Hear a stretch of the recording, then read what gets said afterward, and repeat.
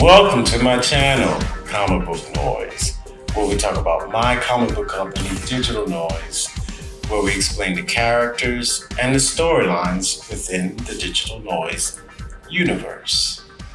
Today, we're going to talk about somewhat of my comic book titles, or something that has to deal with my comic book titles, and it's my artwork. And what do I mean by that? I want to talk about my 5 most favorite artists in the comic book industry. And 4 of them actually influenced my artwork to what it is today. As you know, if you've been following me since day one, my titles, Delete and The Positive Omen, have been published, and I talk about these titles and that I published in the past, and they're going to be reprised next year when I reopen my publication company, Digital Noise. And but what got me into comic books was the art of comics. And I want to talk about my 5 favorite comic book artists for me of all time.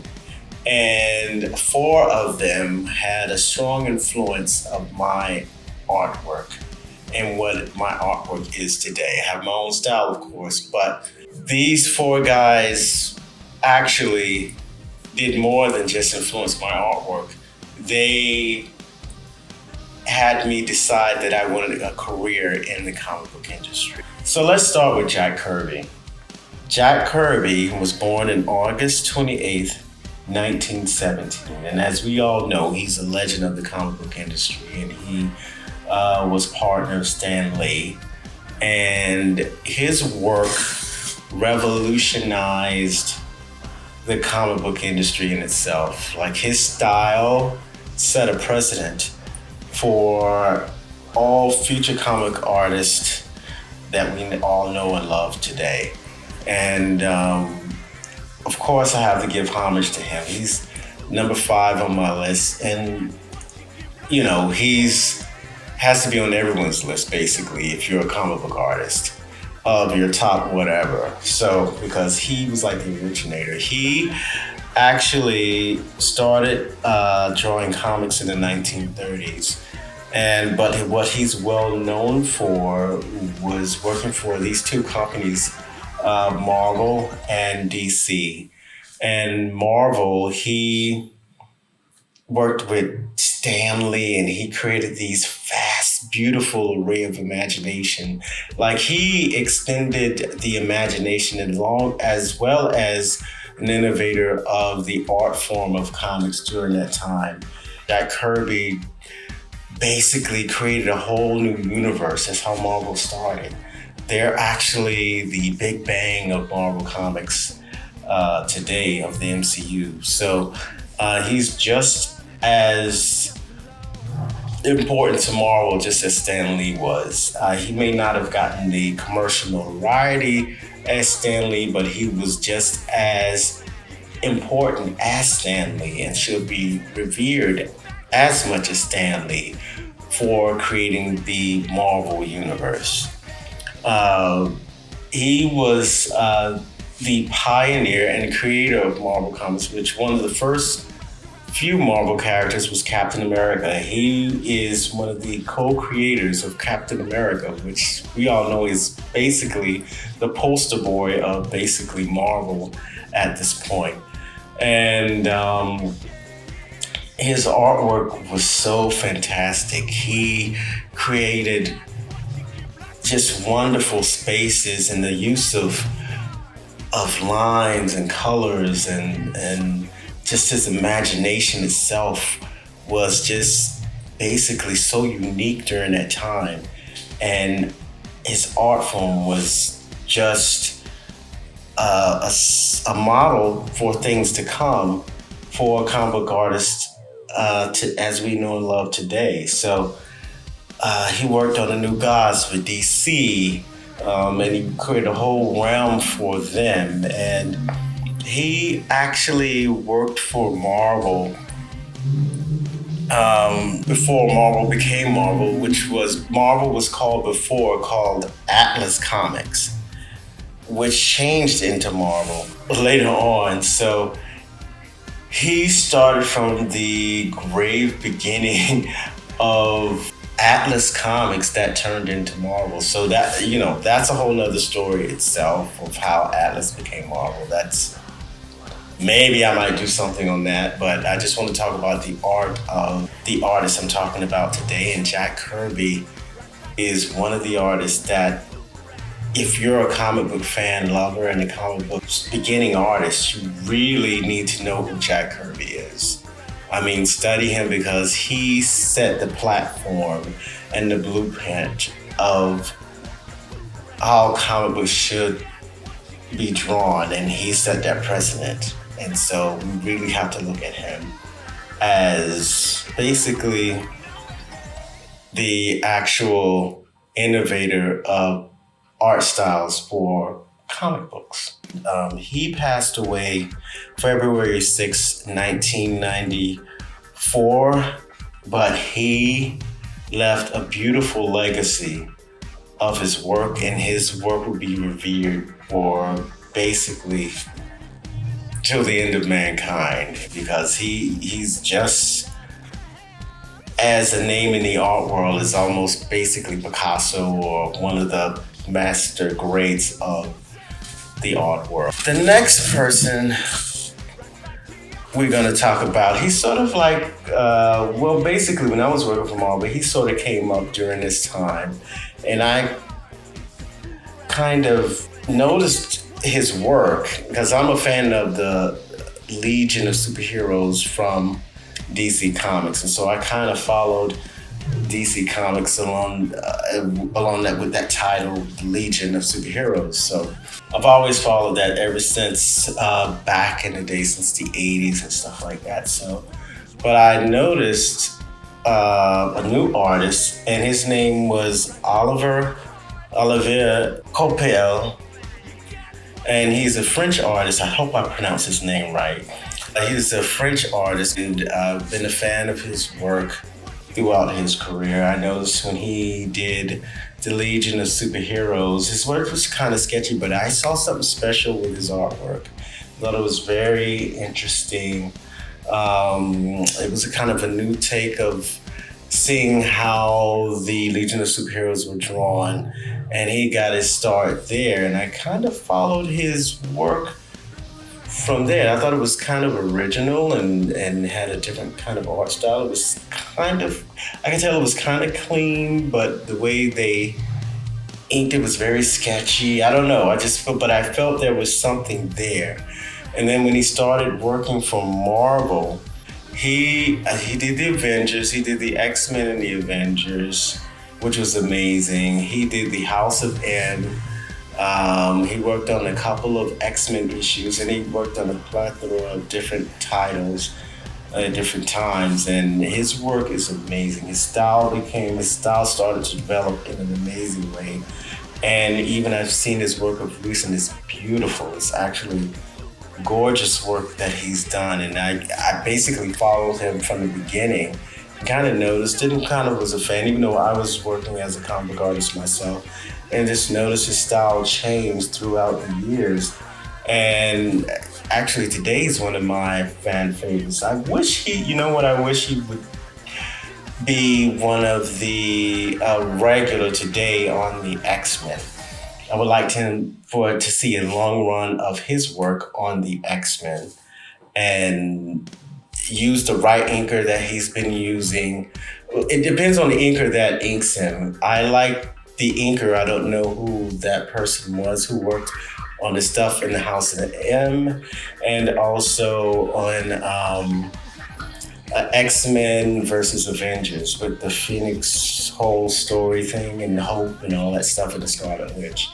Those were amazing pieces of work. His stuff is very clean, but yet animated. And I know he has an animation background from what I've read. and it really carries throughout his artwork. And so I think he's like the new, well, he's not new now, but he was like the new Jim back then that I kind of noticed, and just saw his work starting from the Legion of Superheroes, which I love the Legion of Superheroes. So his work, Copio,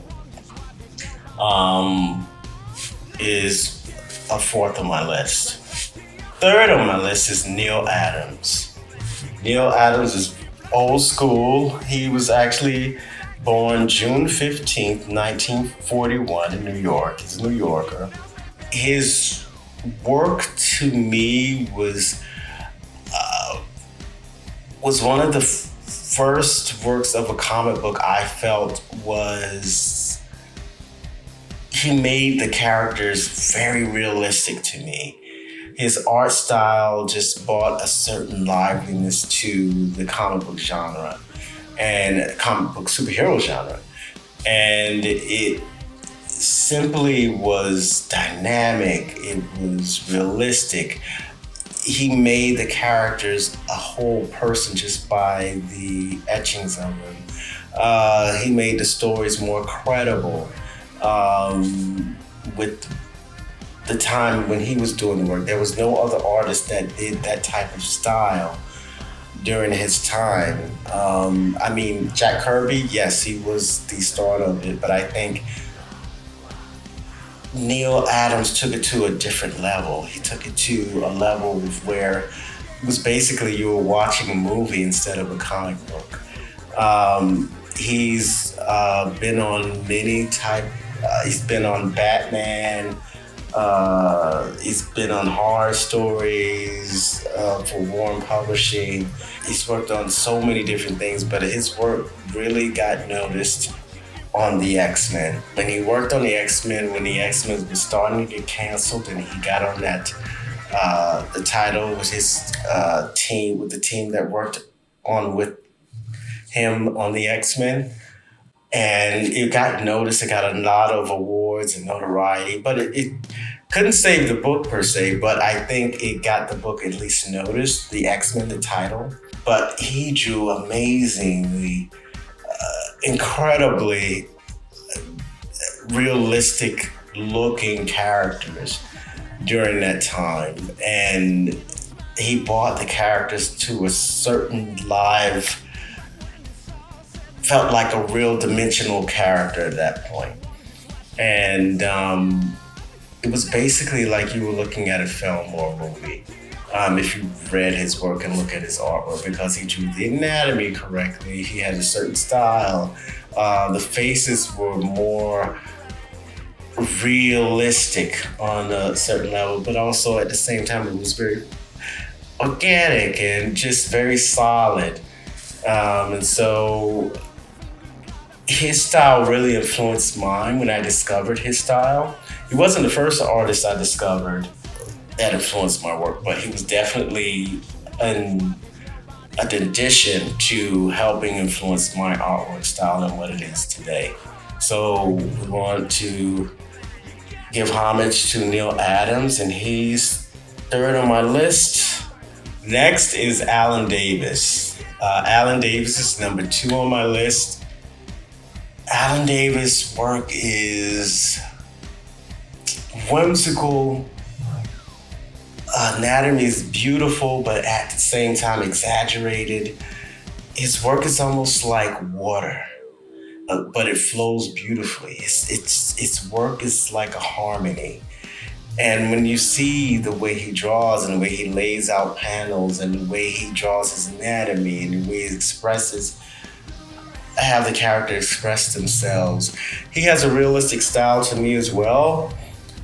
And definitely he was influenced by Neil Adams, but he has a more whimsical style that almost seems effortless. I discovered his work on Captain Britain, and then he did work on the X-Men, of course, and he worked on a couple of others. So I began to follow basically I tried to follow every title he worked on. And he's worked on such an array of comic book titles, working with Marvel and DC. He also did the Legion of Superheroes, which was like one of my favorites. I love his interpretation. He did the Justice League sagas. He did, of course, the X-Men I mentioned already. He did his own comic book title within the Marvel Universe called Clandestine, which was an amazing book. I don't know what happened with the team, or with that title, but his artwork on that title is beautiful. Um, and his style is kind of indicative of where he's from, because he does have sort of like a European style to his work seems to have a European style in his artwork. So I can't explain why, but I just feel it, and I think other people do. I never voiced that with anyone else, but I'm thinking everyone else has that. Maybe it's just because I know he's from the European world. So I just think that his work has a definite, beautiful, kind of exotic style to me. And I love the way he draws his anatomy and his characters, his expressions, just the way his mind works and layouts and creating characters and just making a realistic form fun. Now we get to John Byrne. John Byrne was born July 6, 1950 in Walsall, Staffordshire, somewhere in the United Kingdom. I don't know where. I think that's how you pronounce it. I think that's the name of where he's from. So, and where he's born in. But we know him as a Canadian artist. I guess he was raised in Canada at some point, or he moved to Canada at some point. And I discovered his work when I first bought my first book. I know I did said in a prior video that it might have been 117, but it wasn't the X-Men 117 was my first book I bought. It was actually the first comic book I ever bought, or my dad bought me as my own comic book, was X-Men 121, issue 121. And that's when the X-Men fought Alpha Flight, ironically. So I discovered his work, and within that title of the X-Men 121 issue. So when I first saw this book, it was almost like a spiritual transmutation for me. When I saw it, so impressed me. When I picked up this book, it had like people of different nationalities as superheroes. That impressed me for one when I saw the cover, and the cover was Dave Cockrum. But when I opened the pages up, I saw how alive these characters were. I felt like I was looking at a live situation. His artwork was so whimsical and so beautiful and so lively and so empathic and so moving. I was so moved by his artwork, and I guess, like I said, I was on 9 or 10 or something like that. I was so moved with his artwork.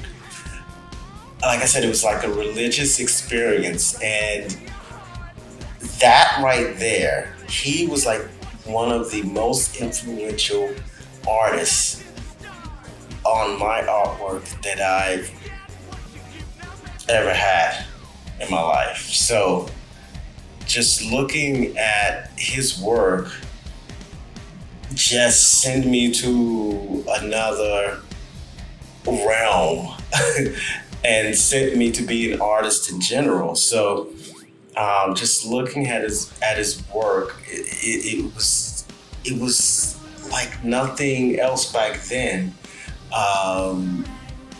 It wasn't like Neil Adams at all. It wasn't like Jack Kirby's.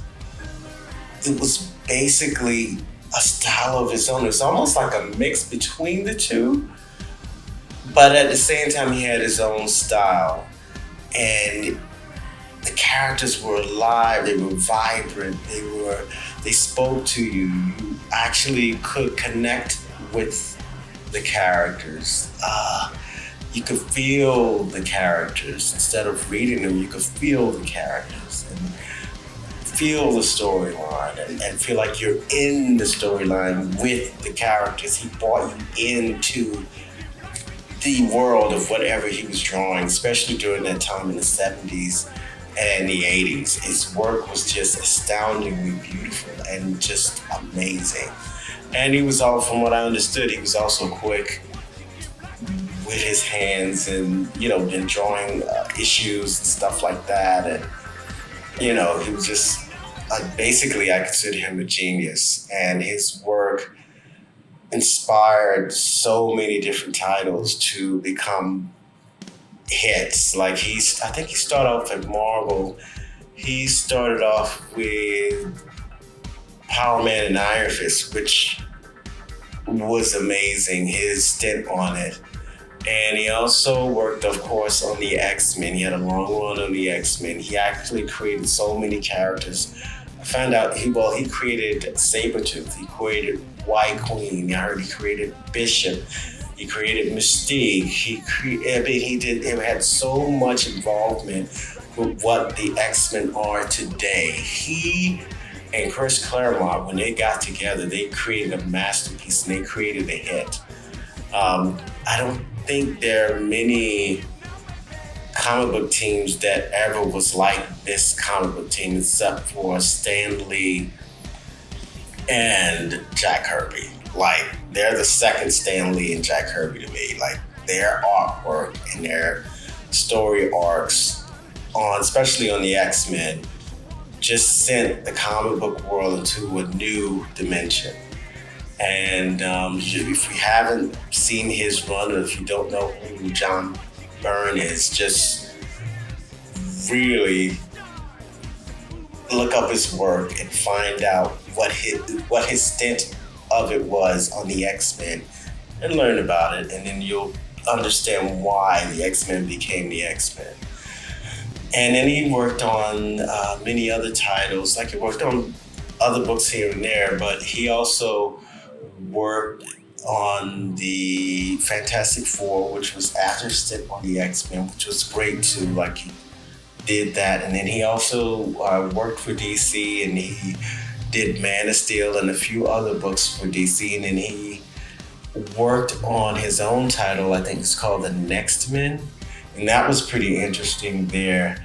But his greatest work to me was when he started on the X-Men until he finished the X-Men on his stint. And that was his best work for me ever.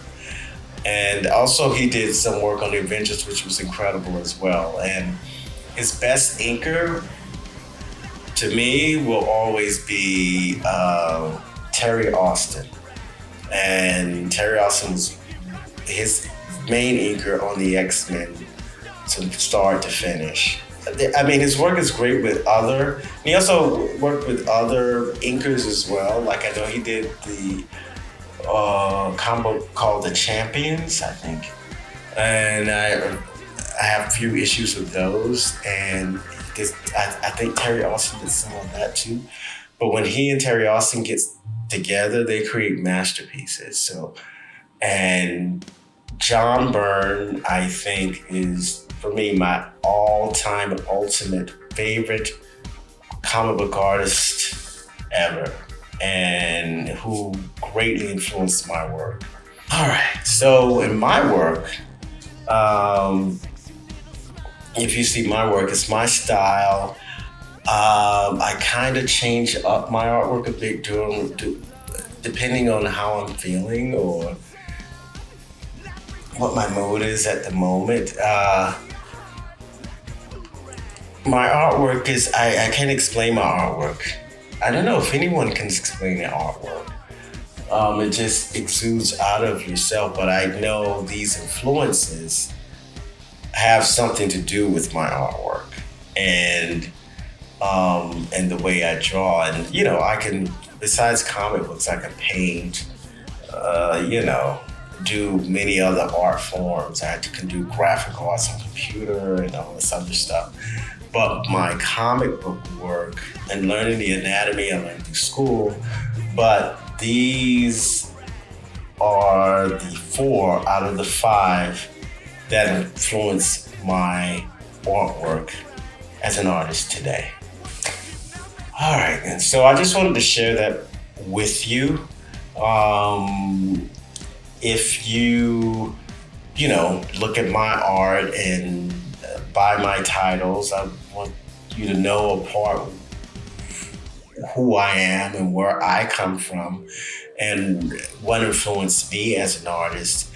And then you can judge for yourself what my artwork is, and if you like my artwork. Just want to inform you where my influences come from. So that's all I have today. So if you like what you're hearing, like, share, and subscribe. Be healthy, be safe out there, and take care.